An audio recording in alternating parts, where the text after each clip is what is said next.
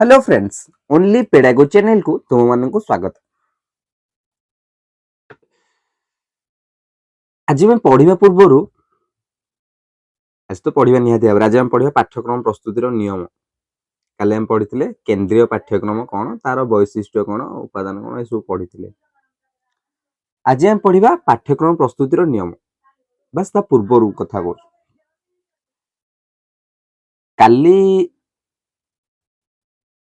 गोटे ग्रुप रे WhatsApp group रे मे भी मु जाननी के मत ऐड करछ। ग्रुप टा होची assistant teacher strike group 2 1 code होला हो स्ट्राइक ग्रुप 2 ସେଥିରେ ऑलमोस्ट 542 प्लस अछंती पिला से माने तांकर कहिबा माने से माने व्हाट्सएप रे कथा होतले जो माने कथा होतले तांकर कहिबा कथा आमे 9 मार्च रे भुवनेश्वर जिबा लोअर पीएमजी स्ट्राइक करिया धारणा दबा पाई कथाटी को बुझो कोन पई धारणा दबा जिबा आमे ना 45,000 पोस्ट आसीबार थिला 3 वर्ष रे वर्तमान तार किछि खोज खबर नाही किछि डाटा नाही हम पाखरे धारणा दबा को जिबा लोअर पीएमजी समस्त 9 मार्च रे आसीबो एटा थिला कार ग्रुप रे जति की तांकर कथावार्ता चलथिला ए सब थिला। आ गोटे जिंस भी होची 9 मार्च रे एसएसबी टीजीटी पिला तांकर भी आसु से माने भी जाय कि तांकर केते बेले पोस्ट काढले केते बेले रिजल्ट काढुनी केते बेले ओडिया पई पोस्ट काढुनी तो सेटा भी गोटे प्रॉब्लम तो से माने भी धारणा दवा को जिवे मु बुझी पारुनी गोटे जिंस एथिरे एते सब धारणा दिया होची एते सब करा होची एते सब जिंस होची चालुची एते स्ट्राइक करा होची पुनी एते रास्ता रोक करा होची सब करा जाउची बट फल स्वरूप कौन पाउच रिजल्ट कौन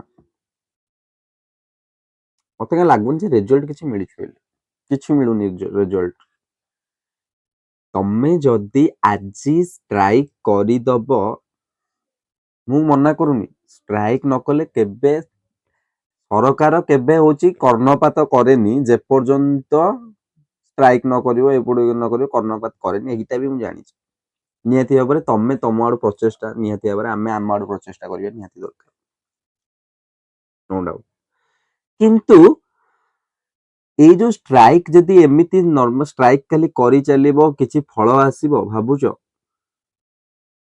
फल किछि आसीबो काहे के आसीबोनी फैक्ट अछि देखो तमे आज स्ट्राइक कलो मार्च मास एप्रिल रे काढी दो पोस्ट मार्च रे काढी दबो काढीबो से जाहाले भी काढिला बेले को जून हे जिवो पोस्ट काढला जून हे जिवो से नोटिफिकेशन काढले पोस्ट काढला जून ही करिवो से जून पर ही जे करिवो तमे यदि स्ट्राइक न करिवो ताहाले भी से जून पर ही करिवो नियति भाबरे फैक्ट कोन इलेक्शन पंचायत इलेक्शन अछि तो स्ट्राइक करिबा दरकार स्ट्राइक करिबा जदी मु कहूनी स्ट्राइक कले होची किछि खराब होबो किंतु देखो गांधी जी जेमती कोन करिथिले जानचो गांधी जी असहयोग आंदोलन रे समस्त भलो भाबरे जानथियो केही सहयोग न कला कोन जायकिना गोटे जायकिना इंग्रेज माने हो जायकिना तांको कथा तांको माने प्रेशर पड़थिला इंग्रेज मानन को ऊपर भाबो जो खाली आई असिस्टेंट एटी एस्पिरेंट गुडा को जदी जाय कि लोअर पीएमजी स्ट्राइक करिवे सब करिवे तांको कार्य ऊपर सरकारंकर जो कार्य नीति दिन चालुची गवर्नमेंट स्कूल गुडी को रन होची ता ऊपर फरक कोन पड़िबो 1% फरक ଗୋଟେ % ଫରक ପଡିବ, ସିଙ୍ଗଲ %, କିଛି ଫରକ ପଡିବନି। ତମେ ଲୋୟର ପେନ୍ରେ ସେମିତି ଯାଇକି ଧାରଣା ଦବ, ତାଙ୍କର କିଛି ଫରକ ପଡିବନି।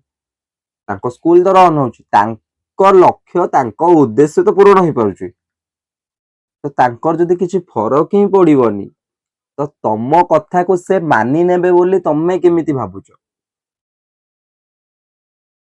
ହଁ, ଷ୍ଟ୍ରାଇକ୍ କରିବାଟା ଭୁଲ। ଷ୍ଟ୍ରାଇକ୍ କରିବ ସମସ୍ତେ ମିଶିକି, ସମସ୍ତେ ଏକଜୁଟ ହଉ, ଟିଚର ମାନେ ବି ଏକଜୁଟ ହୁଅ। କାରଣ ଏଇଟା ଯଦି ତମେ ଯଦି ଟିଚର ଅଲରେଡି ପାଇ ଯାଇଛ ବି, ତାହେଲେ ଏଥିରେ ତ କିଛି ସହାୟତା କର ଆଟଲିଷ୍ଟ ସ୍କୁଲ। ଆଉ ଆମେ ତ ଏମିତି ଯୋଉ ଜେନଜିର ଷ୍ଟ୍ରାଇକ୍ କଲା ମାନେ ଆସିଲା ଭଳିଆ, ହୁଏତ ଆମେ ଜେନଜି କିନ୍ତୁ ପୁରା ସେଇ ଟାଇପ ର ପୁରା ମାନେ ବନ୍ଦ, ତାପରେ ନିଆଁ ଜାଳି, ଏସବୁ ଜିନିଷ ତ ଆଜ ଏ ଟିଚର ପଏଣ୍ଟ ଅଫ ଭ୍ୟୁ ରୁ ସେତେ ଦୂର ଠିକ ଲାଗୁନି। ଆଟଲିଷ୍ଟ ସମସ୍ତେ ସାଥ ଦିଅ, ସମସ୍ତେ ସାଥ ଦେଲେ ଆଟଲିଷ୍ଟ ହଁ ଗଭର୍ଣ୍ଣମେଣ୍ଟର ଯଦି କିଛି ଗୋଟେ କାମ ରହିଯିବ, କିଛି ଗୋଟେ କାମ ରହିଯାଉଛି, ଗଭର୍ଣ୍ଣମେଣ୍ଟ ଉପରେ ପ୍ରେସର ପଡୁ, ତାହେଲେ ହଁ ସେ ବିଷୟରେ ଭାବିପାରିବ। ଅଦରୱାଇଜ ତମେ ଯେତେ ଷ୍ଟ୍ରାଇକ୍ କଲେ ବି, ଯେତେ ଆମେ ଯାଇ ଷ୍ଟ୍ରାଇକ୍ କଲେ, ଯେତେ ମୁଣ୍ଡ ପିଟିଲେ, ଯାହା କଲେ ବି, ତମେ ଯେତେ ଧାରଣା ଦେଲେ ବି, ବାସ୍ ସେ ତମକୁ ଖାଲି କଣ କରିବେ ନା ପ୍ରତିଶ୍ରୁତି ଦେବେ, ହଁ ଆମେ ଆଣିବୁ, ନିହାତି ଭାବରେ ଆମେ ପୁରା ଅଣ୍ଡର ପ୍ରୋସେସରେ ଅଛି। ସେଇଠି ଆମ ଶିକ୍ଷା ମନ୍ତ୍ରୀ କହିଲେ ଆମର ଅନଗୋଇଂ ପ୍ରୋସେସରେ ଅଛି। ଅନଗୋଇଂ ପ୍ରୋସେସ ହିଁ ସେ ଯାହା ତମେ, ଏଇଟା ପଲିଟିକ୍ସ ସବୁଥିରେ ପଲିଟିକ୍ସ ହିଁ ଅଛି। ବିନା ପଲିଟିକ୍ସ ରେ କିଛି କାମ ଚାଲୁନି। ପଲିଟିକ୍ସ, ସମସ୍ତେ ପଲିଟିକ୍ସ ଅଛି, ଆଉ ସମସ୍ତେ ପଲିଟିକାଲ, ସମସ୍ତେ, କେହି ପଲିଟିକାଲ ରୁ ବାଦ ପଡିବେନି, ସମସ୍ତେ ପଲିଟିକାଲ, କେହି ଅପଲିଟିକାଲ ନୁହେଁ। ତ କଥାଟା ହଉଛି ସିମ୍ପଲ, ବାସ୍ ସେଇଟା ହବ, ଆମେ ଷ୍ଟ୍ରାଇକ୍ କରିବା, ନିହାତି ଭାବରେ ଯାଇକି ଆମେ ଷ୍ଟ୍ରାଇକ୍ କରିବା, କାରଣ ଆମର ହିଁ ଦରକାର। ମୁଁ ମନା କରୁନି ଷ୍ଟ୍ରାଇକ୍ କରିବାନି, ଆମର ହିଁ ଦରକାର, କିନ୍ତୁ ତା ରେଜଲ୍ଟ କଣ ହବ, ରେଜଲ୍ଟ କିଛି ଫରକ ପଡିବନି। ଆମେ ଯୋଉ ଟିଚର ଆସ୍ପିରାଣ୍ଟ ଭାବରେ ଆମେ ଷ୍ଟ୍ରାଇକ୍ କରିବା, ଆମେ ନିଜର ଆଟଲିଷ୍ଟ ନିଜର ହକ୍ ପାଇଁ ଆମେ ହଁ ଷ୍ଟ୍ରାଇକ୍ କରିବା, ସେଥିରେ କିଛି କଥା ନାହିଁ, କିନ୍ତୁ ଷ୍ଟ୍ରାଇକ୍ ର ଫଳ କଣ ମିଳିବ? କିଛି ମିଳିବନି, କିଛି ବି ନୁହେଁ। ଯେପର୍ଯ୍ୟନ୍ତ ଗଭର୍ଣ୍ଣମେଣ୍ଟ ର କାର୍ଯ୍ୟ ଚାଲିଥିବ ସେ ପର୍ଯ୍ୟନ୍ତ ଷ୍ଟ୍ରାଇକ୍ ର ଫଳ ମିଳିବ ନାହିଁ, ବୁଝିଲ? କାରଣ ସବୁଥିରେ ପଲିଟିକାଲ, ପୁରା ପଲିଟିକ୍ସ ଫୁଲ ହେଇକି ଅଛି। ତାଙ୍କ ସ୍ୱାର୍ଥ ଆସିବ ତ ସେ ଜାଗାରେ କାର୍ଯ୍ୟ ହବ। କୌଣସି ଜିନିଷ ଯେତେବେଳେ ତାଙ୍କର ପ୍ରେସର ଉପରକୁ ଆସିବ, ହ୍ୟାମ୍ପର ହବ, ତାହେଲେ କାର୍ଯ୍ୟ ହବ। ତମେ ଲୋୟର ପିଏମଜି ଷ୍ଟ୍ରାଇକ୍ କରିବ, ଷ୍ଟ୍ରାଇକ୍ କଲେ କଣ ତାଙ୍କର ହ୍ୟାମ୍ପର ହବ? କାର୍ଯ୍ୟରେ ରାସ୍ତା ରୋକ କରିଦବ, କଣ ହ୍ୟାମ୍ପର ହବ? ପୋଲିସ ଆସିବ, ବାଡେଇବ, ନିହାତି ଭାବରେ। ପୋଲିସ ତ ଏମିତି ଏବେ ବି, କାରଣ ଏବେ ବି ତ ତମେ ଦେଖିଥିବ ଷ୍ଟୁଡେଣ୍ଟ ମାନଙ୍କୁ ଯୋଉ ଭଳିଆ, ଭାଇ ଛାଡ ସେ କଥା। ଷ୍ଟ୍ରାଇକ୍ ତ ନିହାତି କରିବ, ଷ୍ଟ୍ରାଇକ୍ ତ ନିହାତି କରିବ, କିନ୍ତୁ ଦେଖାଯାଉ କଣ ହଉଛି। ବହୁତ ବଡ କହିଲି, ବହୁତ ବଡ ବର୍ତ୍ତମାନ ହଉଛି ଆମର ଯୋଉ ଏଜୁକେସନ ସିଷ୍ଟମ ନା, ବହୁତ ବଡ ଗୋଟେ ମାନେ ଦୁର୍ଗତି ଆଡକୁ ଗତି କରୁଛି କହିଲେ ଚଳେ। ଷ୍ଟୁଡେଣ୍ଟ ଷ୍ଟ୍ରାଇକ୍ କରୁଛନ୍ତି, ପଲିଟିସିଆନ ତାଙ୍କ କାମ କରୁଛନ୍ତି, ବୁଝିପାରୁଥିବ କଣ କାମ କରୁଛନ୍ତି।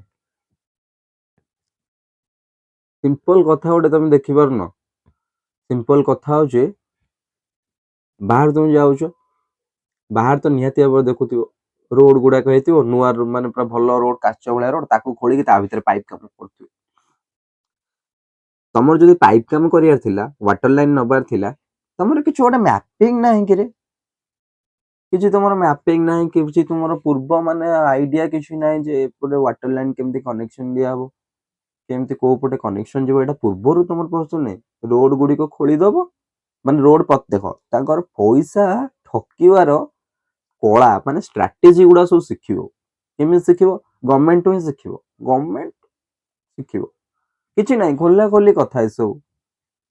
ରୋଡ ତମର ନୂଆ ରୋଡ, ନୂଆ ପିଚୁ ପଡିଥିବ, ସବୁ ହେଇଥିବ, ତାର ମାନେ ମାସେ ପରେ ସେଇ ରୋଡଟାକୁ ଆଉଥରେ ଖୋଳିକିନା ତା ଭିତରେ ପାଇପ ଲାଇନ କାମ ହବ, କଣ କାମ ହଉଛି ନ ହଉଛି, ପାଇପ ଲାଇନ କାମ ହଉଛି, ୱାଟର ଲାଇନ ଯିବ କିମ୍ବା ଇଲେକ୍ଟ୍ରିକ ଯିବ କିମ୍ବା ନେଟୱାର୍କ କେବଲ ଯିବ, ଏଇଗୁଡାକ କାମ ହଉଥିବ, ପୁଣି ଏଇଗୁଡାକ କାମ ହେଇଯିବ, ପୁଣି ରୋଡ ଖୋଳା ହେଇଯିବ, ପୁଣି ଆଉଥରେ ରୋଡ ପଡିବ।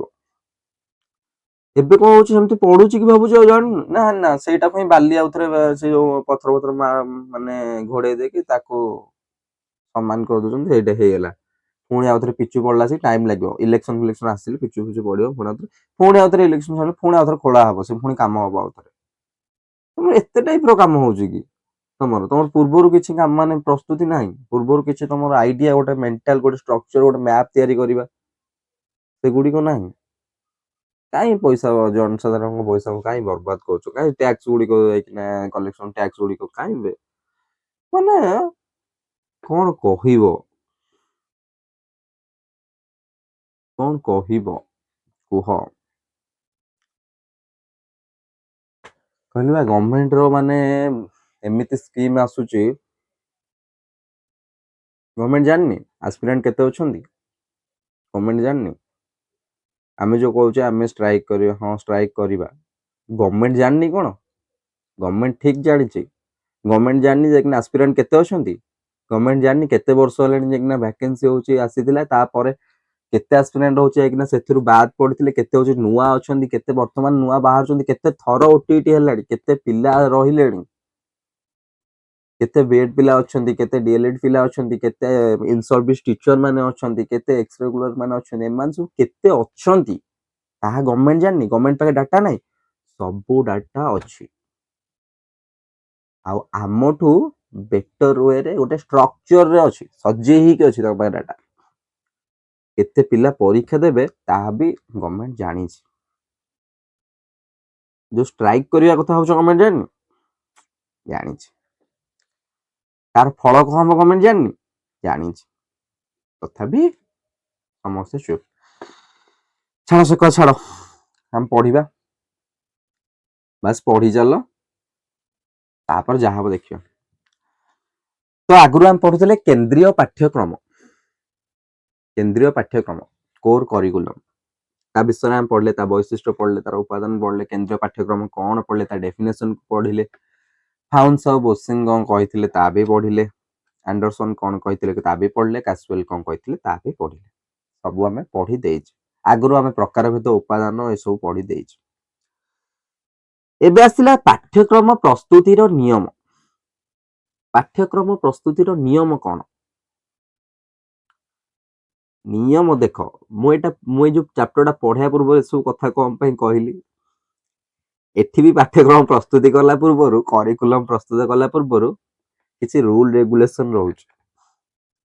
କଣ ଆଖି ଆଗରେ ରଖିବା, କୋଉ ଜିନିଷଟା କୋଉ ଆବଶ୍ୟକତାକୁ ପିଲାର ଅଧିକ ଦେଖିବା, ମାନେ କୋଉ ଜିନିଷଟିକୁ ଆଡ କଲେ ପିଲା ଅଧିକ ହାଇ ଅଚିଭର ହେଇପାରିବ, କୋଉ ଜିନିଷଟା ପିଲା ପାଇଁ ଆପ୍ରୋପ୍ରିଏଟ, ଏ ସବୁ ଜିନିଷ ଦେଖିକିନା ଗୋଟେ ପୂର୍ବରୁ ଗୋଟେ ମ୍ୟାପିଂ, ଗୋଟେ ପ୍ରି ମ୍ୟାପିଂ କରିକି ସେଇ ଏଇ ଯୋଉ କରିକୁଲମଟିକୁ ତିଆରି କରାଉଛି। ବହୁତ ରୁଲ ରେଗୁଲେସନ, ବହୁତ ୱେ ଦେଇକି ଯାଉଛି, ଆମେ ପିଲାଙ୍କୁ ଆଖି ଆଗରେ ରଖୁଛୁ, ଦେଶକୁ ଆଖି ଆଗରେ ରଖିକିନା ସବୁ ଜିନିଷ କି ଏକ୍ସପର୍ଟ ମାନେ ତିଆରି କରୁଛନ୍ତି। ଯଦି ଗୋଟେ ବହି, ଗୋଟେ କରିକୁଲମ ବି ତିଆରି ହେଇପାରୁଛି ମ୍ୟାପିଂରେ, ଗଭର୍ଣମେଣ୍ଟ ର ତ ମ୍ୟାପ ଛାଡ, ମ୍ୟାପ ର ଏମ ବି ତାଙ୍କ ପାଖରେ ନଥିବ। କିଛି ପୂର୍ବ ପ୍ରସ୍ତୁତି, ପୂର୍ବ ପ୍ରସ୍ତୁତି କିଛି, ପୂର୍ବ ପ୍ରସ୍ତୁତି ମୁଁ କେବଳ ଦେଖିଲି ଗୋଟେ ଜିନିଷରେ ହଉଛି କି ପୂର୍ବ ପ୍ରସ୍ତୁତି ହଉଛି କଣ କର ନା, ଯଦି କିଏ ଗୋଟେ ବଡ ବଡ ନେତା ମାନେ ଆସିଲେ ତାହେଲେ ପୂର୍ବ ପ୍ରସ୍ତୁତି। ଗୋଟେ ଜିନିଷ ମାର୍କ କରିଛ, ବଡ ବଡ ନେତା ମାନେ ଆସିଲେ, ମାନେ ଯୋଉମାନେ ପଲିଟିସିଆନ ମାନେ ଆସିଲେ, ରୋଡ ଓଳା ହେଇକିନା, ବ୍ୟାରିକେଡ ହେଇକିନା, ଏ ସବୁ ଜିନିଷ ହେଇଯାଉଛି, ପୁରା ସଫା ସଫି ହେଇକି ଚିକଚିକ ହଉଛି। ସେମାନେ ଗଲାର ଯୋଉ, ସେମାନେ ଯେତେବେଳେ ଯାଉଛନ୍ତି ହେରି, ତା 2 ଦିନ ପରେ ଦେଖିବ, ତା 2 ଦିନ ପରେ ପୁରା ମାନେ ଯାହା ହେଇଥିଲା ତାଠୁ ଆହୁରି, ରାସ୍ତାରେ ଯୋଉ ଖୋଳା ହେଇକିନା ଯୋଉ ବ୍ୟାରିକେଡ ହେଇନଥିବ, ସେ ଖାଲ ସେମିତି ରହିଯିବ, ସେଥିରେ ତେଣିକି ଲୋକ ପଡି, ମାନେ ଝୁଣ୍ଟିକି ପଡିକି ମରିଯାଆନ୍ତୁ, ଯାହା ହବ କିଛି ଫରକ ପଡେ, ବୁଝିଲ। ଏଇଟା ହଉଛି ଆମ ମାନେ ଛାଡ ବ୍ୟବସ୍ଥା। ପାଠ୍ୟକ୍ରମ ପ୍ରସ୍ତୁତିର ନିୟମ ଦେଖ, ପାଠ୍ୟକ୍ରମ ପ୍ରସ୍ତୁତି କଲା ବେଳେ ବହୁତ ସାରା ନିୟମ ଗୁଡିକ ଆସେ ଆଖି ଆଗକୁ। ଏଥିରେ ମିନିମମ୍ 12ଟି ଖଣ୍ଡେ ନିୟମ ଦେଇଛି। तो बहुत सारा जो नियम गुड़िक आसे कौन नियम गुड़िक ना जिते गोटे बड़ जिनस गोटे ब्रॉड जिनसटे तैयारी करा जिवो करिकुलम तैयारी करुछु माने कम ब्रॉड जिनसटा ही तैयारी करा होछि ना कारण सेटा देशर भविष्यत जो माने तांकु गढिबो तो तांकु गढ़िया पाई तांको पाई जोटा सुविधा जे हेतिबो तांकु जोटा माने खाप खुआइला तांको परिवेश सहित जेमति खाप खुआई पारुथबो सेई टाइप रो जिंस गुड़िक इनक्लूड करबा निहाती भाबरे दरकार तो सेति पाई केतरा प्रोसेस अछि सेति पाई कोन कोन होछि रूल्स गुड़िक अछि कोन कोन रेगुलेशन गुड़िक अछि से गुड़िक होछि जानिबा निहाती दरकार बस सेई कथा होछि एठी कहिसे से नियम गुड़िक मध्ये देइछे तो टॉपिक टिकु टिके केयरफुली बुझबा से कहला तुमे पाठ्यक्रम और यार उपादान पाठ्यक्रम प्रकारभेद विषय अध्ययन कर सारे एसबू विषय ऑलरेडी अध्ययन आम कर सारीचे से कहला प्राथमिक किंबा उच्च प्राथमिक स्तर पाठ्यक्रम प्रस्तुति कथा चिंता कला बेले तुम मन केउ सब धारणा से कहला प्राथमिक किंबा उच्च प्राथमिक स्तर पाठ्यक्रम प्रस्तुति तो ये हायर एजुकेशन आम एटा एलिमेंटरी लेवल रे पढु पाठ्यक्रम कोन ना प्राथमिक उच्च प्राथमिक पर्यंत तैयारी हम माने स्कूल आ मास एजुकेशन अंडर रे सब आसुची तो तो होची पाठ्यक्रम जो प्रस्तुति करा जीवो सेते बेले तो मन केतेटा मु जो एना कहली पाठ्यक्रम तो मन कोडे क्वेश्चन सुनथो तो कोन कोन माने सेत्रा ऐड करा जीवो कोन कोन इंक्लूड करा जीवो को जिंस गुडी को इंक्लूड करबा दरकार को गुडी को एक्सक्लूड करबा दरकार माने को जिंस गुडी को पिल्लार फॉर रे जीवा दरकार को जिंस गुडी को माने स्ट्रेटेजिक प्लान रे थिबा दरकार को माने एलटीएम गुडी को यूज होबा दरकार को मैपिंग हेथिबा दरकार को प्रोजेक्ट गुडी हेते थिबा दरकार को जिंस वार्ड गुडी को थिबा दरकार कौन उद्देश्य पूर्ण होतुवा दरकार कौन आउटकम्स आसुथुवा दरकार केमिति इवैल्यूएशन होतुवा बहुत सारा क्वेश्चन माइंड को आसीबो नो डाउट बस से सब क्वेश्चन को ही आखि आगे रखी करिकुलम तैयारी करा जीवो सेति पई तो हमें कहूछु हम फ्लेक्सिबल होबा दरकार नमनीय होबा दरकार हमर पाठ्यक्रमटी देखो छि कहले तम मनु केउ सब धारणा आसु भाबुथिबो या निश्चय शिशु केंद्रिक हेबो मैं आगुरी पढ़े आम भावुत सब निश्चिंत भाव में यहाँ पिलार फर जा दरकार कारण पिला ही तो लास्ट माने शेष लास्ट किए पढ़ो लास्ट पिला पाक ही जीव से पिला ही सर्वे सर्वा पिला जदि नाही ताले करिकुलम तैयारी किसी लाभ नहीं बुझिल तो भाबुथिबो कौन ना शिशु केंद्रिक हेबो किंबा अभिज्ञता भित्तिक हेबो ना समाजर आवश्यकता पूर्ण करुथुबो एगुड़ा भाबुथिबो अभिज्ञता भित्तिक हेबो ना समाजर आवश्यकता पूर्ण करुथुबो एते कथा भी नहीं आम सिंपल सिंपल कथा ही भावुँ माने पूरा स्ट्रक्चरटा केमिति हम बुझिल पूर्व आलोचना आम उपादान ये सब जिन विषय पढ़ी देचे है ठीक यहीपरि पाठ्यक्रम प्रणेता माने पाठ्यक्रम प्रस्तुत कला बेले यह केउ आवश्यकता पूर्ण निमंते उद्दिष्ट हेबो पाठ्यक्रम प्रणेता माने जो माने एक्सपर्ट माने अछन जो माने स्पेशलिस्ट माने अछन सब्जेक्ट स्पेशलिस्ट माने अछन से माने जते बळे हमर जेमति होची देखो छोट पिला माने प्राइमरी से माने जो बुक्स गुडी को तैयारी करा जाउची बा किंबा तार एडिशन बाहरुची माने तार चेंजेस होउछ ता जा जा ताको चेंज कला बेले हां डाइट रू फैकल्टीज माने जाउछंती एससीआरटी जो माने से माने होछंती तांकर होची किछि माने सब्जेक्ट किछि ऐड करछुनी किंबा कोनोसी जिंस रे ए जिंसटा चेंज होउची किंबा कार्य पुस्तिका तैयारी करा जाउची ए सब हां डाइट रू फैकल्टीज माने जाउछंती माने करूछंती एससीआरटी रे होउची एगुडी तो यह कहा हेबो ए केउ उद्देश्य दृष्टि रखी प्रस्तुत करा जिवो केते दूर सफल होई परिबो देखो म तुम जहा सब कहि केते दूर सफल होई परिबो केउ नीति नियम ऊपर आधारित हेबो इत्यादि विषय चिंता करिथांती समान इत्यादि सब चिंता करी कि नहीं करिथांती एमती नुहे कि गोटे द्वितीय क्लास पई गोटे होची माने करिकुलम तैयारी करा जाउची गोटे द्वितीय क्लास रो पिल्ला को आखि आगर रखी कि सेतरे देखला से गोटे एमिति वर्ड गुडी को यूज हेची जो वर्ड गुडी को पिल्लार कर्ण उठिलाठू से शुणी ना बुझिल ताहले तम आउटकम तमे जोटा प्रत्याशित तमे जोटा होची आशा करिथिबो से जिंसटी तमरो हेई परिबो ना बुझिल नीति नियम ऊपर आधारित हेबो विषय चिंता करथन एही परिप्रेक्षी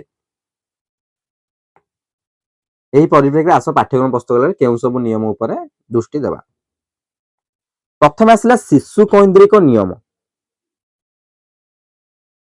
शिशु केंद्रिक नियम बुझीपु पॉइंट शिशु को केन्द्र कर शिशु को आखि आगे रखी प्रथम कौन शिशु को आखि आगे केमती रखुचन सेटा देखिबा कौन शिशुर हो आखि आगे रोचे शिशुर कौन आवश्यकता आखि आगे रोच शिशुर कौन लेवल को आखि आगे रोच से सब विषय से कहला वर्तमान प्राथमिक शिक्षा व्यवस्था शिशु कैंद्रिकता उपर गुरुत्व आरोप करा जाउछि।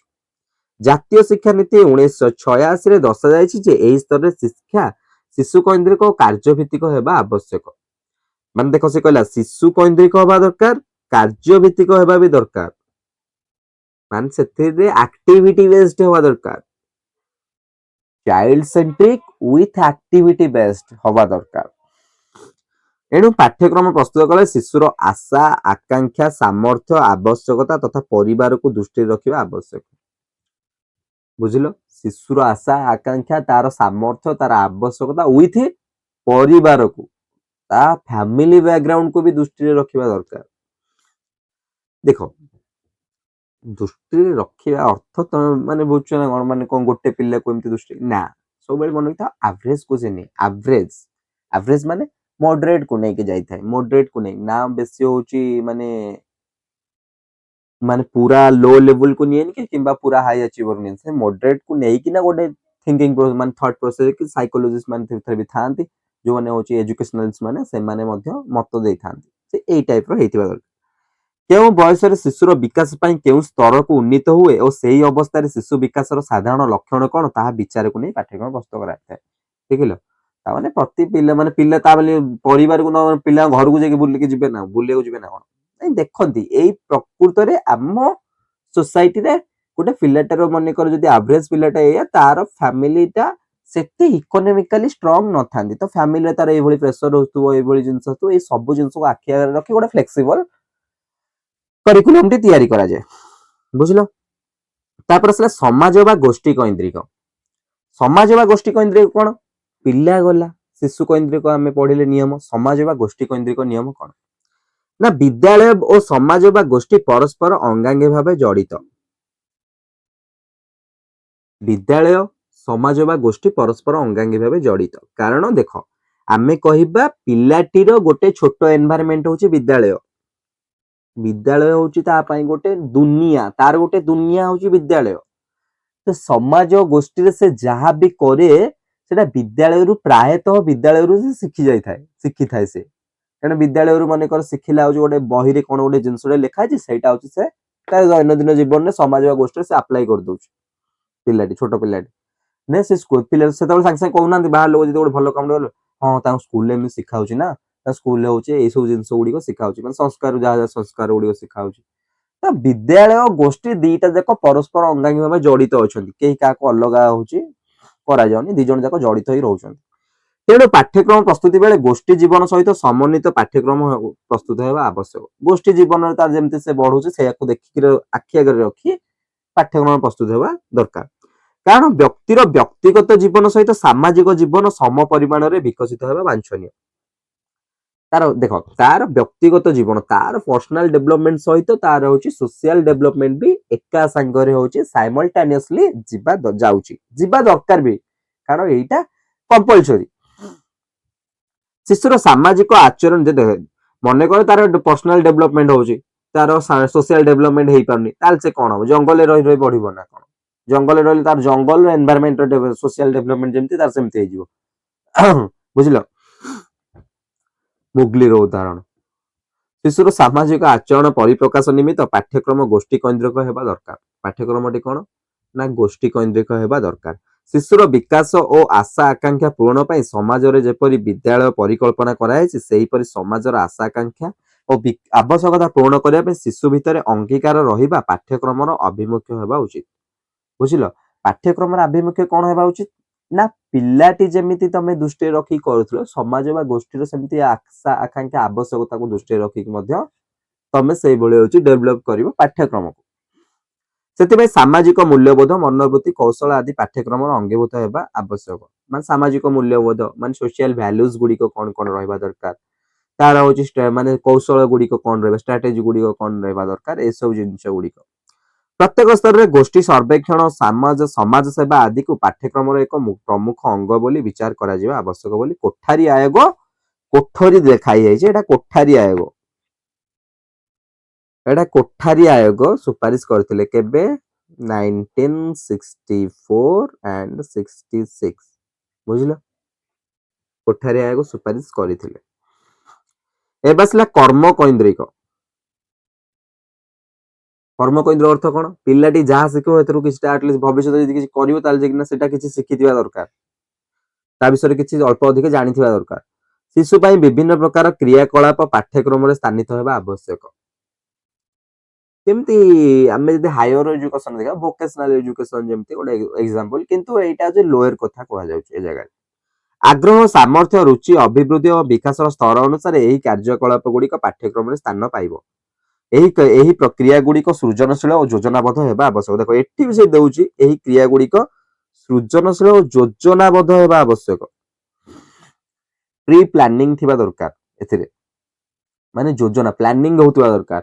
ଆଉ ଆମର କିନ୍ତୁ ଏବେ ଯାହା ସବୁ ଚାଲୁଛି କିଛି ବିନା ପ୍ଲାନିଂ, ଟୋଟାଲ ପ୍ଲାନିଂ ଏମିତି ହଉଛି ତମେ ଯେମିତି ସେଇ କାମଟିକୁ ବାରମ୍ବାର କରୁଥିବ, ବାରମ୍ବାର ତା ଦେହରେ ଖାଲି ଚେଞ୍ଜେସ କରୁଥିବ, ପୂର୍ବରୁ କିଛି ପ୍ଲାନିଂ ନାହିଁ। ଶିଶୁର ବିଦ୍ୟାଳୟ ଭିତର ବାହାର ଜୀବନକୁ ସମନ୍ୱିତ କରିଥିବା ଓ କାର୍ଯ୍ୟକଳାପ ସ୍ଥାନ ପାଇବା ଉଚିତ। ବିଦ୍ୟାଳୟ ଶିଶୁ ପୁସ୍ତକ ଅଧ୍ୟୟନ ବ୍ୟତୀତ ବା ପୁସ୍ତକ ଅଧ୍ୟୟନ ମଧ୍ୟରେ ବିଭିନ୍ନ ପ୍ରକାର କାର୍ଯ୍ୟ କରି ଅନେକ ଅଭିଜ୍ଞତା ହାସଲ କରିବ ଓ ଅଭିଜ୍ଞତାର ପୁନର୍ଗଠନ କରି ତା ଆଚରଣକୁ ଆଶାନୁରୂପେ ପରିବର୍ତ୍ତନ କରାଯାଇ ପାରିବ। ନିହାତି ଭାବରେ ତାର ଆଚରଣ ଯେତେବେଳେ ତମେ ଯୋଉଟା ଏକ୍ସପେକ୍ଟ କରୁଥିବ ସେଇ ଆଚରଣ ସେ ପିଲାଟି ଦେଖୁ ବୋଲି ଆମେ କେତେବେଳେ ଜାଣି ମାନେ ଆଶା ରଖିପାରିବା, ତାଠୁ ଏକ୍ସପେକ୍ଟ କେତେବେଳେ ଆମେ କରିପାରିବା? ଯେତେବେଳେ ସେ ଜିନିଷ ଗୁଡିକ ସେ ପ୍ରପରଲି ସେଇ ଜିନିଷ ଗୁଡିକ ମନେକର କରିକୁଲମରେ ଆମେ ଆଡ କରିଥିବା, ସେଇ ଜିନିଷ ଗୁଡିକ ଆମେ ଡେଲି ସେ ଶିଖୁଥିବ, ସେଇ ଜିନିଷ ଗୁଡିକ ଉପରେ ତାର ଫୋକସ କରାଯାଉଥିବ, ତାହେଲେ ଆମେ ଆଶା କରିପାରିବା ନାଇଁ ପିଲାଟି ଏମିତି ହିଁ ଏକ୍ସପେକ୍ଟ କରିବା ଯେ ଏମିତି ହିଁ ଆଚରଣ ସେ ଦେଖେଇବ। ବୁଝିଲ? ଶିଶୁଟିଏ ପଞ୍ଚାୟତ ରାଜ ବ୍ୟବସ୍ଥା ବିଷୟରେ ପଢିବା ସମୟରେ ପଞ୍ଚାୟତର କାର୍ଯ୍ୟକଳାପ ଗୁଡିକ ଅନୁଧ୍ୟାନ କରିବାର ସୁଯୋଗ ପାଇଲେ ତାର ଜ୍ଞାନ ଆହରଣ ସମ୍ପୂର୍ଣ୍ଣ ହୋଇପାରିବ। କାର୍ଯ୍ୟକଳାପ ମଧ୍ୟ ଅର୍ଥ ବୁଝିପାରିଲ ନା ନାଇଁ? ତମେ ମନେକର ପିଲାଟିକୁ ତମେ ହାତୀ, ଘୋଡା, ବାଘ, ଭାଲୁ ବିଷୟରେ ପଢଉଛ, ତମେ ତାକୁ ଯଦି ରିଅଲ ଫିଲ୍ଡ କୁ ମନେକର ଗୋଟେ ନନ୍ଦନକାନନ ଜୁ କୁ କିମ୍ବା ଗୋଟେ ଜୁ କୁ ନେଇକି ଗଲ, ସେ ଜାଗାରେ ସେ ରିଅଲ ଜିନିଷ ଦେଖିଲା ଯେ ସେ ଖାଦ୍ୟପେୟ, ସେ ପଶୁ ପକ୍ଷୀଙ୍କର ଖାଦ୍ୟପେୟ କଣ, ତାଙ୍କ ଜୀବନ ଯାପନ ପ୍ରଣାଳୀ କଣ, ତାଙ୍କ ପ୍ରଜନନ କେମିତି, ତାଙ୍କ ସବୁ ଜିନିଷ ହଉଛି ସେ ଦେଖିଲା। ନିଜେ ହଉଛି ରିଅଲ ଲାଇଫରେ ନିଜେ ହଉଛି ସେ ଏକ୍ସପିରିଏନ୍ସ ଟାକୁ ଗେନ୍ କଲା, ତାହେଲେ ତାର ଯୋଉ ନଲେଜ ର ଏନହାନ୍ସ ଟା କୋଉ ଲେଭେଲ ହବ? ବହିରେ ଯେମିତି ପଢିଥିଲା ସେ ଲେଭେଲ ଟୁ ନିହାତି ଭାବରେ ବେଟର ଲେଭେଲ ହଉଛି। ତ ଆମେ ଏକ୍ସପେକ୍ଟ କରିପାରିବା ଯେ ଏ ଜାଗାରେ ହଉଛି ତାର ଲେଭେଲଟି ବେଟର ହେଇପାରିବ, ତାର ନଲେଜ ଟି ଅଧିକ ଏନହାନ୍ସ ହେଇପାରିବ। ବୁଝିପାରିଲ? ସେଇଭଳି ପଞ୍ଚାୟତ ରାଜ ବିଷୟରେ ଯେତେବେଳେ ବହିରେ ପଢୁଛି, ତ ପଞ୍ଚାୟତ ରାଜ ବିଷୟରେ ବହିରେ ପଢିଲା ତା ଷ୍ଟେପ ବାଇ ଷ୍ଟେପ ଏତେ ଜିନିଷ ମନେ, ସେ ପଞ୍ଚାୟତରେ ଯେତେବେଳେ ହଉଛି ପଞ୍ଚାୟତ ବୈଠକ ବସୁଛି, ଏସବୁ ବସୁଛି, ତାକୁ ସେସବୁ ଜିନିଷ ଦେଖାଅ ନା, ସେସବୁ ଜିନିଷକୁ ତାକୁ ନେଇକି ଯାଅ, ତାକୁ ଫିଲ୍ଡ ଭିଜିଟ, ସେ ଜାଗାରେ ସେ ପ୍ରକୃତରେ ହଉଛି ଅବଜର୍ଭ କରିବ, ନାଇଁ ଏଇ ଜିନିଷ ଗୁଡିକ ହଉଛି ଏମିତି ହଉଛି, ତାଙ୍କ ଟର୍ମ ଏତିକି, ତାଙ୍କର ଏଜୁକେସନ କ୍ୱାଲିଫିକେସନ ଏତିକି, ଯୋଉମାନେ ହଉଛନ୍ତି ମନେକର ସରପଞ୍ଚ ଯିଏ ହେଇଛନ୍ତି ତାଙ୍କର ଏଇ ଜିନିଷ ଗୁଡିକ ହେଇଛି, ତାଙ୍କର ଏଇ ଟାଇପ ର ମାନେ ଜୀବନ ଯାପନ ପ୍ରଣାଳୀ, ଏଇ ଟାଇପ ର ତାଙ୍କ ଦରମା ଯାହା ବି ହବ, ସେ ଅଧିକ ଜ୍ଞାନ ସେ ଜାଗାରୁ ପାଇପାରିବ, ରିଅଲ ଫିଲ୍ଡ ରୁ ଅଧିକ ଜ୍ଞାନ ପାଇପାରିବ। ତାପରେ ଆସିଲା ବିବିଧତା ବା ବିଭିନ୍ନତା। ବିବିଧତା ବା ବିଭିନ୍ନତା, ବୁଝିଲ? ଡାଇଭରସିଟି ବିଷୟରେ କଥା ହେଇଛି। ପାଠ୍ୟକ୍ରମରେ ପରିସର ସଂକୀର୍ଣ୍ଣ ନ ହୋଇ ବ୍ୟାପକ ହେବା ଆବଶ୍ୟକ। ପରିସର କଣ? ସଂକୀର୍ଣ୍ଣ ନ ହୋଇ ବ୍ୟାପକ ହେବା ଆବଶ୍ୟକ। ଏଇଟା ଆମେ ପ୍ରଥମରୁ ପଢି ଆସୁଛୁ। ଏହା ଦ୍ୱାରା ବିଭିନ୍ନ ପ୍ରକାର ଶିକ୍ଷାର୍ଥୀଙ୍କର ବିଭିନ୍ନ ଆବଶ୍ୟକତା ପୂରଣ ହୋଇପାରିବ। ତ ସମସ୍ତ ଇଣ୍ଡିଭିଜୁଆଲ ଡିଫରେନ୍ସେସ୍ ଯେହେତୁ ପିଲାଙ୍କ ଭିତରେ ଅଛି, ତ ସମସ୍ତଙ୍କର ନିହାତି ଭାବରେ ପୂରଣ ହେଇପାରିବ। କାରଣ ଆମେ ଯଦି ସିଙ୍ଗଲ ଜିନିଷଟି ଯାଇକିନା ସମସ୍ତଙ୍କ ଉପରେ ଗୋଟେ ସିଙ୍ଗଲ ଜିନିଷଟି ଆମେ ହଉଛି ଫୋର୍ସ କରିକି ଦବା, ନାଇଁ ତୁ ଏଇ ଜିନିଷଟି ଏମିତି, ମନେକର ଟିଚର ଗୋଟେ ଷ୍ଟ୍ରାଟେଜିରେ କ୍ଲାସରୁମରେ ଟିଚ୍ କରୁଛନ୍ତି, ପିଲାଙ୍କୁ ପଢଉଛନ୍ତି, ତ ଗୋଟେ ଷ୍ଟ୍ରାଟେଜି ସେ ଆପଣଉଛନ୍ତି, ତାହା 100% ହଉଛି ନା ସକ୍ସେସ ହବାର ରେଟ୍ 100% ସକ୍ସେସ ମେ ବି 50% ହେଇପାରେ, ମେ ବି 40% ହେଇପାରେ, ମେ ବି 80% ପିଲା ହଉଛି ତାକୁ ବୁଝିପାରନ୍ତି। କିନ୍ତୁ ପିଲା ହଉଛନ୍ତି କିଛିଟା ଏମିତି ଅଛନ୍ତି ଯୋଉଟା କି ସାରଙ୍କ ଷ୍ଟ୍ରାଟେଜିଟା ହଉଛି ପିଲା ବୁଝିପାରୁନାହାନ୍ତି ସାରଙ୍କ ଷ୍ଟ୍ରାଟେଜି। ତ ସେ ଜାଗାରେ ଟିଚର କଣ କରିବା ଦରକାର? ନିଜ ଷ୍ଟ୍ରାଟେଜିରେ ପରିବର୍ତ୍ତନ ଆଣିବ, ନିଜ ଷ୍ଟ୍ରାଟେଜିକୁ ଚେଞ୍ଜ କରିବ, ଯେ ପିଲାଟିର ଆବଶ୍ୟକତା କଣ ଅଛି, ପିଲାଟି କୋଉ ଜାଗାରେ ପିଲାଟି ଅଟକୁଛି, ସେ ଜାଗାରେ ଅଟକିବାର ତାର କାରଣ କଣ, ତା କାରଣକୁ ଆଖି ଆଗରେ ରଖିକି ମୁଁ ମୋ ଷ୍ଟ୍ରାଟେଜି ଚେଞ୍ଜ କରିବି। କାରଣ ପିଲା ଚେଞ୍ଜ ହବନି, ପିଲାଙ୍କୁ ତମେ କହିପାରିବ ଯେ ତମେ ପଢି ବୁଝି ପାରୁନଥିଲେ ତମ ଦୋଷ ନୁହେଁ, ପିଲାର କିଛି ଦୋଷ ନୁହେଁ। ତମେ ତମ ଷ୍ଟ୍ରାଟେଜି ଚେଞ୍ଜ କରିକିନା ପିଲାକୁ ପଢେଇବ। ପିଲା ବୁଝିବା ଦରକାର, ଏଇଟା ହଉଛି ଫାଇନାଲ ଗୋଲ। ବୁଝିଲ? ଏହା ଦ୍ୱାରା କଣ ଶିକ୍ଷାର୍ଥୀଙ୍କ ବିଭିନ୍ନ ଆବଶ୍ୟକତା ପୂରଣ ହୋଇପାରିବ। ସମାଜରେ ନିଜର ସାମର୍ଥ୍ୟ ଆଗ୍ରହ ଭେଦରେ ବିଭିନ୍ନ ବିଷୟରେ ଶିକ୍ଷା ଗ୍ରହଣ ସୁବିଧା ପାଇବେ। ସ୍ଥାନ କାଳ ପାତ୍ର ଭେଦରେ ପିଲାମାନଙ୍କର ଆବଶ୍ୟକତା ଭିନ୍ନ ଭିନ୍ନ ହୋଇଥାଏ। ସ୍ଥାନ କାଳ ପାତ୍ର ଅନୁସାରେ ପିଲାମାନଙ୍କର ଆବଶ୍ୟକତା କଣ ଭିନ୍ନ ଭିନ୍ନ ହୋଇଥାଏ, ପିଲା ବି ଭିନ୍ନ ଭିନ୍ନ ହୋଇଥାନ୍ତି, ଭିନ୍ନ ଭିନ୍ନ ହୋଇଥାଏ। ସହର ପିଲାଙ୍କ ଠାରୁ ସହର ପିଲାମାନଙ୍କ ଆବଶ୍ୟକତା ଠାରୁ ଗାଁ ପିଲାମାନଙ୍କ ଆବଶ୍ୟକତା ଅଲଗା। ପୁଅ ପିଲାଙ୍କର ଆବଶ୍ୟକତା ଠାରୁ ଝିଅ ପିଲାଙ୍କ ଆବଶ୍ୟକତା ଅଲଗା। ବହୁତ ସାରା ଏମିତି ଏମିତି ବି ନୁହେଁ ଯେ ଖାଲି ପୁଅ ପିଲାଙ୍କର ସବୁ ପୁଅ ପିଲାଙ୍କର ଗୋଟେ ହିଁ ଆବଶ୍ୟକତା, ଇଣ୍ଡିଭିଜୁଆଲ ଡିଫରେନ୍ସେସ୍ ଅଛି ସେଥିରେ। ଅନ୍ୟ ପିଲାମାନଙ୍କର ଆବଶ୍ୟକତା ଭିନ୍ନ। ପୁନଃ ଝିଅ ମାନଙ୍କ ଆବଶ୍ୟକତା ଆଗ୍ରହ ଓ ପୁଅ ମାନଙ୍କ ଆବଶ୍ୟକତା ଆଗ୍ରହ ଠାରୁ ଭିନ୍ନ ହୋଇଥାଏ। ଏସବୁ ବିଷୟକୁ ଦୃଷ୍ଟିରେ ରଖି ପାଠ୍ୟକ୍ରମ ଏପରି ପ୍ରସ୍ତୁତ କରାଯିବ ଯେପରି ପ୍ରତ୍ୟେକ ଶିକ୍ଷାର୍ଥୀ ପାଇଁ ପାଠ୍ୟକ୍ରମରେ ଆଗ୍ରହ ସୃଷ୍ଟି କଲା ଭଳି ଯଥେଷ୍ଟ ଉପାଦାନ ଥିବ। ବୁଝିଲ? ତାମାନେ ପାଠ୍ୟକ୍ରମଟା ଏମିତି ପ୍ରସ୍ତୁତ କରିବ ଯେମିତି ସବୁ ଗୋଷ୍ଠୀ ସେଥିରେ ଇନକ୍ଲୁଡ ହେଇପାରୁଥିବେ, ସବୁ ପିଲାମାନେ ସେଥିରେ ଇନକ୍ଲୁଡ ହେଇପାରୁଥିବେ। ବୁଝିଲ? ସେଥିପାଇଁ ମୁଁ ପ୍ରଥମରୁ କହିଛି କଣ ନିଆଯାଏ, ଆଭରେଜକୁ ନିଆଯାଏ। ତାପରେ ଏଠି ଗୋଟେ ହଉଛି ଗପଟା ଦେଇଛି, ଭଲ ଗପଟା ଦେଇଛି, ସମସ୍ତେ ନିହାତି ଭାବରେ ଥରେ ପଢିବ, କାରଣ ପଢିଲେ ଏଇ ସବୁ ଜିନିଷ ବିଷୟରେ ଟିକେ ଗୋଟେ କଂକ୍ରିଟ ଆଇଡିଆ ଗୋଟେ ଆସିବ। ଏକ୍ସାମ୍ପଲ ଟାଇପର ଦେଇଛି ଗପଟି। ତାପରେ ଆସିଲା ସହସମ୍ବନ୍ଧ ଓ ସମନ୍ୱୟ। ସେ ଗଲା ପାଠ୍ୟକ୍ରମ ପ୍ରସ୍ତୁତି ବେଳେ ସହସମ୍ବନ୍ଧ ଓ ସମନ୍ୱୟ ନିୟମକୁ ଦୃଷ୍ଟି ଦିଆଯିବା ଆବଶ୍ୟକ। ଗୋଟିଏ ନିର୍ଦ୍ଦିଷ୍ଟ ବିଷୟରେ ପିଲାମାନଙ୍କୁ କେତେକ ଅଭିଜ୍ଞତା ପ୍ରଦାନ କରାଯିବ ଉଦ୍ଦେଶ୍ୟରେ ପାଠ୍ୟକ୍ରମ ପ୍ରସ୍ତୁତ କରାଯାଇଥିଲେ ମଧ୍ୟ ଏହାର ଲକ୍ଷ୍ୟ ପୂରଣ ନିମିତ୍ତ ପାଠ୍ୟକ୍ରମସ୍ଥ ବିଭିନ୍ନ ବିଷୟ ସହ ସେହି ଅଭିଜ୍ଞତା ଗୁଡିକ ସହସମ୍ବନ୍ଧ ରହିବ ଓ ସେଗୁଡିକ ସମନ୍ୱିତ ଭାବେ ସ୍ଥାନିତ ହେବ। ଗୋଟେ ବିଷୟ ମୁଁ ଯେମିତି କହିଥିଲି, ଗୋଟେ ବିଷୟ ସହିତ ଆଉ ଗୋଟେ ବିଷୟର ଲିଙ୍କ ରହୁଥିବା ଦରକାର ଏବଂ ତା ଭିତରେ ଗୋଟେ ବାଲାନ୍ସ ରହୁଥିବା ଦରକାର। କାରଣ ପିଲାଟି ଯେତେବେଳେ ପ୍ରାଇମେରୀ, ମୁଁ ତମକୁ ଗୋଟେ ଏକ୍ସାମ୍ପଲ ଦେଇଥିଲି ନା ନାଇଁ, ପିଲାଟି ଯେତେବେଳେ ଏନଭାରମେଣ୍ଟରୁ ଆସେ, ପିଲାଟି ଯେତେବେଳେ ତା ପରିବେଶରୁ ସ୍କୁଲ ପରିବେଶକୁ ଆସେ, ସେତେବେଳେ ସେ ପରିବେଶରେ ସବୁ ଜିନିଷ ର ଡାଟା ଗୁଡିକ ଏଣେ ତେଣେ କରିକି ସେ ଜ୍ଞାନ ସବୁ ନେଇକି ଆସିଥାଏ। ତାକୁ ତମେ ଗଛ ବିଷୟରେ ଯଦି ତମେ ସ୍କୁଲରେ ପଢଉଛ, ତା ପାଇଁ ନୂଆ କଥା କିଛି ନୁହେଁ। ତମେ ତାକୁ କିଛି ଗୋଟେ ନୂଆ ରକେଟ ସାଇନ୍ସ ପଢେଇ ଦଉନ ଯେ କିନା ସେ ଜାଣିପାରିବନି, ସେଇଟା ହଉଛି ତା ପାଇଁ ବହୁତ ଜିନିଷ ଦରକାର ନା।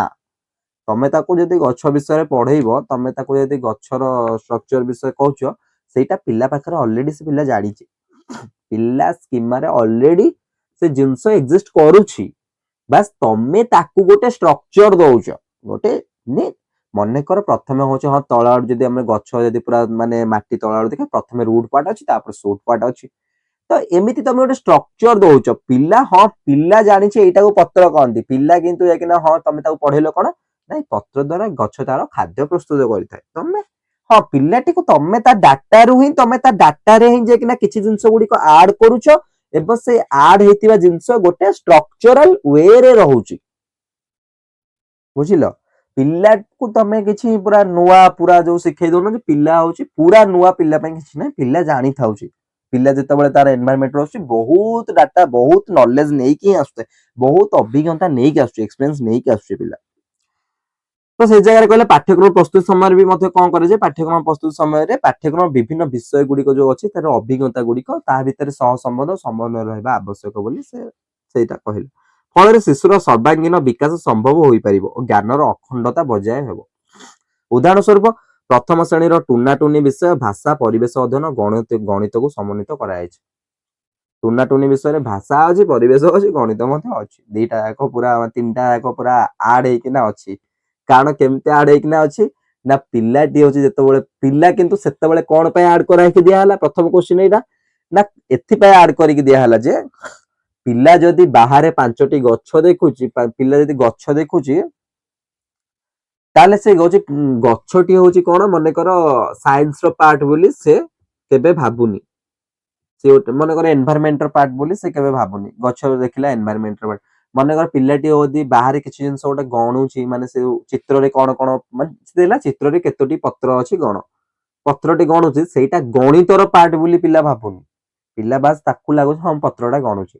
ସେଥିପାଇଁ ପିଲାଟିର ଡାଟା ଗୁଡ଼ିକ ସେତେବେଳକୁ କ'ଣ ସବୁ ଏକାଠି ହେଇକି ରହୁଛି ନା ନାହିଁ। ସେଥିପାଇଁ ପ୍ରଥମ ଦ୍ୱିତୀୟ ସମନ୍ୱିତ ପାଠ୍ୟପୁସ୍ତକ ପ୍ରଚଳିତ କରାଯାଉଛି ଯେ ପିଲାର ମାଇଣ୍ଡ ଉପରେ ଯେମିତି ତମେ ହ୍ୟାମ୍ପର କରନି। ପ୍ରଥମରୁ ଆସୁ ଆସୁ ସ୍କୁଲକୁ ତମେ କେବେ ତା ମାଇଣ୍ଡ ଉପରେ ପକାଉନି ଯେ ନାଇଁ ତୁ ଗଣିତ ପଢେ, ତୁ ଇତିହାସ ପଢେ, ତୁ ଭୂଗୋଳ ପଢେ, ତୁ ବିଜ୍ଞାନ ପଢେ, ପରିବେଶ ପଢେ, ଏସବୁ ନୁହେଁ। ତାକୁ ସମନ୍ୱିତ ପାଠ୍ୟପୁସ୍ତକ ଦିଅ। ତୃତୀୟ ଶ୍ରେଣୀ ବେଳକୁ ଯେତେବେଳେ ସେ ଯିବ ଧୀରେ ଧୀରେ ତା ମାଇଣ୍ଡର ଡେଭଲପମେଣ୍ଟ ହବ। ଧୀରେ ଧୀରେ ସେ ସବୁ ଜାଣିଯିବ ଏଇଟା ଅଲଗା, ଏଇଟା ଗୋଟେ ପାର୍ଟ, ଏଇଟା ଗୋଟେ ପାର୍ଟ, ସେ ଜାଣିଯିବ। ସେତେବେଳକୁ ଅଲଗା କରିବ ତମେ। ତାପରେ ଆସିଲା ପରମ୍ପରା ସଂରକ୍ଷଣ। ପରମ୍ପରା ସଂରକ୍ଷଣ କ'ଣ ନା ସେ କହିଲା ଶିକ୍ଷାର ଏକ ପ୍ରଧାନ ଲକ୍ଷ୍ୟ ହେଉଛି ସାଂସ୍କୃତିକ ସଂରକ୍ଷଣ ଓ ପରିବହନ। ଶିକ୍ଷାର ଗୋଟେ ପ୍ରଧାନ ଲକ୍ଷ୍ୟ କ'ଣ? ସାଂସ୍କୃତିକ ସଂରକ୍ଷଣ ଓ ପରିବହନ। ମାନବ ସଭ୍ୟତାର ପ୍ରଗତି ପାଇଁ ଏହା ଏକାନ୍ତ ଆବଶ୍ୟକ। ପରମ୍ପରା, ରୀତିନୀତି, ମନୋବୃତ୍ତି, କୌଶଳ, ଆଚରଣ, ମୂଲ୍ୟବୋଧ ଇତ୍ୟାଦିର ସମ୍ମିଶ୍ରଣକୁ ସଂସ୍କୃତି ବୋଲି ବୁଝାଯାଏ। ଆମ ସଂସ୍କୃତି କ'ଣ ନା ସଂସ୍କୃତି କହିଲେ ଆମର ଯୋଉ ହେଇକିନା କୌଶଳ ଅଛି, ମନୋବୃତ୍ତି ଅଛି, ପର୍ବପର୍ବାଣି ସବୁ ମିଶିକିନା ଆମର ହଉଛି ସଂସ୍କୃତି ହେଉଛି। ଶିକ୍ଷାର୍ଥୀମାନେ ଏହି ସବୁ ଆହରଣ କରିଥାନ୍ତି ଓ ଏହାର ଅଧିକାରୀ ହୁଅନ୍ତି। ଏ ସମସ୍ତ ବିଷୟ ସହିତ ଶିଶୁର ଆଗ୍ରହ, ସାମର୍ଥ୍ୟ, ବିକାଶ ଧାରାକୁ ଦୃଷ୍ଟିରେ ରଖି ପାଠ୍ୟକ୍ରମ ପ୍ରସ୍ତୁତ କରାଯାଇଥାଏ। ପିଲାର ସଂସ୍କୃତି, ପିଲାର ହଉଛି ଆଗ୍ରହ, ପିଲାର ପର୍ବପର୍ବାଣି ସବୁକୁ ଆଖି ଆଗରେ ରଖିକି ପାଠ୍ୟକ୍ରମ ପ୍ରସ୍ତୁତ କରାଯାଇଥାଏ। ତାମାନେ ଏଥିରୁ ତମେ ଏତିକିରୁ ତ ବୁଝିପାରୁଥିବ ପାଠ୍ୟକ୍ରମଟା ପ୍ରସ୍ତୁତ କରିବା, କରିକୁଲମଟା ତିଆରି କରିବା ଇଜି ନୁହେଁ। କାରଣ ଏତେ ଇଜି ନୁହେଁ। କାରଣ ଗୋଟେ କରିକୁଲମ ତ ଛାଡ, ଗୋଟେ ଛୋଟ ଟପିକଟା ଆଡ କରିବା ବିଷୟରେ, ଗୋଟେ ବିଷୟ ସବଜେକ୍ଟରେ ଗୋଟେ ଟପିକଟା ଆଡ କରିବା ନୂଆ ଏତେ ସହଜ ନୁହେଁ। ସେ ଜାଗାରେ ମଧ୍ୟ ସବୁ ଜିନିଷକୁ ନିରୀକ୍ଷଣ କରିକି ଆଡ କରିବାକୁ ପଡିଥାଏ। ଶିଶୁ ଯେପରି ତାର ସାଂସ୍କୃତିକ ଐତିହ୍ୟ, ପରମ୍ପରା ସଂରକ୍ଷଣ, ପରିବହନ କରିପାରିବ ସେ ପ୍ରକାର ଚିନ୍ତାଧାରା ପାଠ୍ୟକ୍ରମରେ ରୂପାୟିତ ହେବ। ଶିକ୍ଷାର ଏହି ରକ୍ଷଣଶୀଳ ଭୂମିକା ଯୋଗୁଁ ସଂସ୍କୃତିର ଅବକ୍ଷୟ ହେବ ନାହିଁ। ଏହି ଯୋଉ ଶିକ୍ଷା ଯୋଗୁଁ ହିଁ ସଂସ୍କୃତିର ଅବକ୍ଷୟ ହେବ ନାହିଁ, ସଂସ୍କୃତି ବଞ୍ଚି ରହିଥିବ। ଯଦି ଶିକ୍ଷାରୁ ଆମେ ତାକୁ ଏକ୍ସକ୍ଲୁଡ କରିଦେବା ତାହେଲେ ତା ଅବକ୍ଷୟ ହେଇଯିବ। କେବେ କେହି ମନେ ରଖିବେନି ପରମ୍ପରା ସଂସ୍କୃତି କଥା, ମନେ ରଖିବେନି। ସୃଜନଶୀଳତା ମାନେ କ୍ରିଏଟିଭିଟି। ଶିଶୁମାନଙ୍କ ସୃଜନଶୀଳ ପ୍ରତିଭାର ବିକାଶ ପାଇଁ ପାଠ୍ୟକ୍ରମରେ ବ୍ୟବସ୍ଥା ରହିବା ଆବଶ୍ୟକ। ଶିଶୁ କେମିତି କ୍ରିଏଟିଭ ହେଇପାରିବ, ଶିଶୁ କେମିତି ନିଜ ମାନେ ଯୋଉ ମାଇଣ୍ଡକୁ ଖର୍ଚ୍ଚ କରିକି କିଛି କ୍ରିଏଟିଭିଟି ଜିନିଷ ତିଆରି କରିପାରିବ, କ୍ରିଏଟିଭିଟି ଲେଖିପାରିବ, ତାର ମାନେ ସୃଜନଶୀଳ ଲେଖା ଲେଖିପାରିବ, ମାନେ ପିଲାଟି ଯେମିତି ପୁରା କ୍ରିଏଟିଭ ହେଇପାରିବ ସେ ବିଷୟରେ, ସେଇଟା ଯୋଉ ପିଲାକୁ ସୁଯୋଗ ଦବା ପାଠ୍ୟକ୍ରମରେ ନିହାତି ଭାବରେ ସେ ବିଷୟରେ ଥିବା ଦରକାର। ଫଳରେ ସେମାନେ ସାଂସ୍କୃତିକ ଐତିହ୍ୟକୁ ସମୃଦ୍ଧ କରିପାରିବେ।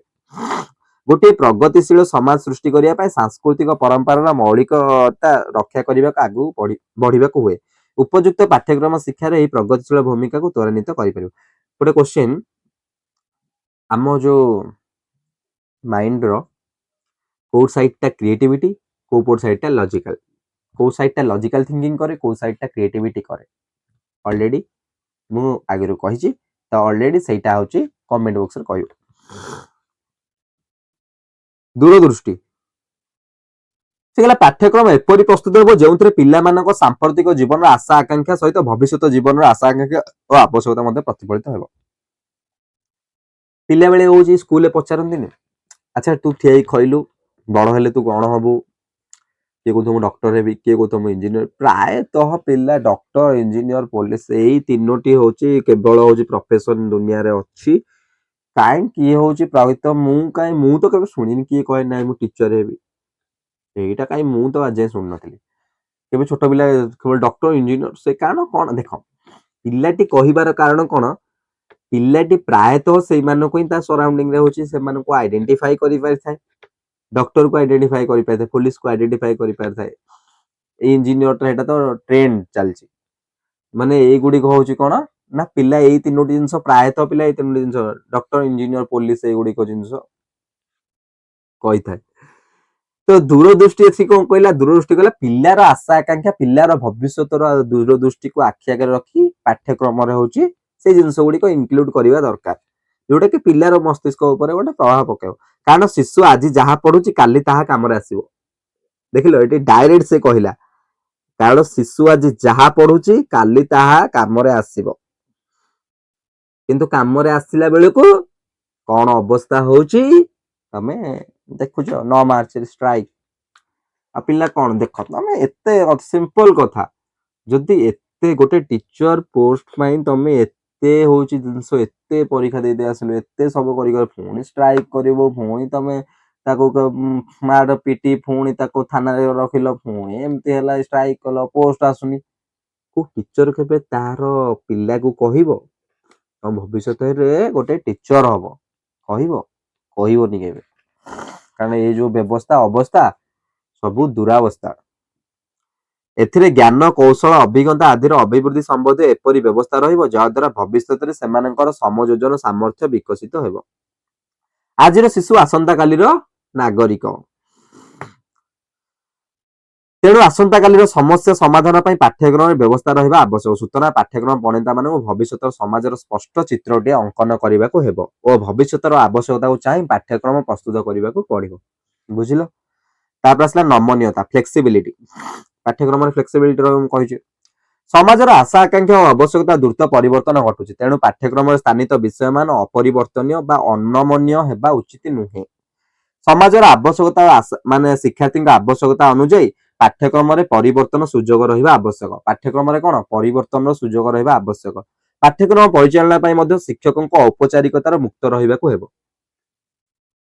बुझिल माने पिल्लांक सहित पूरा फ्रेंडली मिसिबा दरकार कारण फ्लेक्सिबल से एजुकेशन नहीं पारे तो स्टूडेंट और टीचर पूरा फ्रेंडली भाव में मिसु माने कौन ना पिल्लांकर नीड पिल्लांकर आवश्यकता गोटे टीचर जानि पारथुवा दरकार प्रयोजनीयता पाठ्यक्रम शिक्षार्थी मान प्रयोजन पूरण में सहायक हेबा आवश्यक पाठ्यक्रम को वास्तव जीवन में प्रयोग और उपयोगी करिया पई या मध्य वृत्तिभित्तिक यांत्रिक और वैषयिक शिक्षा देवा उचित माने ता भितर वृत्तिभित्तिक अच्छे जो जहाँ कर्म कर भविष्य को गले वृत्तिभित्तिक यांत्रिक माने मेसिनरी जिनस गुड़िक वैषयिक जो भोकेशनाल गुड़िक ये सब जिनस गुड़िक कौशल निज कर्म क्षेत्र में व्यवहार कर पाठ्यक्रम कर्मानुभूति उपर पर्यवेसित होगा उचित माने कर्म सहित जड़ित होगा उचित आंचलिक भितर कर्मानुभूति विविधता अणा जाई पारे गांधीजी जोटा प्रकृति फास्ट कहते 1937 मसीहा वार्ता परिकल्पना सहमति बा समता विषय वस्तु और कार्यकलाप प्रत्यक्ष परोक्ष अभिज्ञता तात्विक और वैषयिक शिक्षा बाध्यतामूलक इच्छाधीन शिक्षा आनुष्ठानिक और अणानुष्ठानिक शिक्षा शिक्षार व्यक्तिगत और सामाजिक लक्ष्य मध्य सहमति बा समता रक्षा कर पाठ्यक्रम प्रस्तुत करा जिबा एकांत आवश्यक बुझिल सहमति बा समता ये सब दीटा रखा दरकार तापर व्यापकता व्यापकता कौन कहला पाठ्यक्रम लक्ष्य सीमित न हो व्यापक होगा वांछनीय एटा आगुरी भी से कही शिशुर शारीरिक मानसिक सामाजिक आवेगिक आध्यात्मिक विकास व्यापक पृष्ठभूमि पाठ्यक्रम प्रस्तुत होगा उचित ये सब जिन को आख्या करके पाठ्यक्रम प्रस्तुत होगा उचित शिशु और समाज सर्वोत्तम विकास में पाठ्यक्रम लक्ष्य व्यापक होगा उचित एटा सरिला आमर कौन पाठ्यक्रम प्रस्तुतिर नियम नेक्स्ट क्लास में पढ़ा माध्यमिक शिक्षा आयोग बा पाठ्यक्रम प्रस्तुति नियम माध्यमिक शिक्षा आयोग बुझिल मु तुमको तीनोटी आयोग कही गोटे यूनिवर्सिटी कही गोटे माध्यमिक कही गोटे आमर कोठारी आयोग कथा कही एटा माध्यमिक बुझिल एटा आमे नेक्स्ट क्लास रे पढ़िबा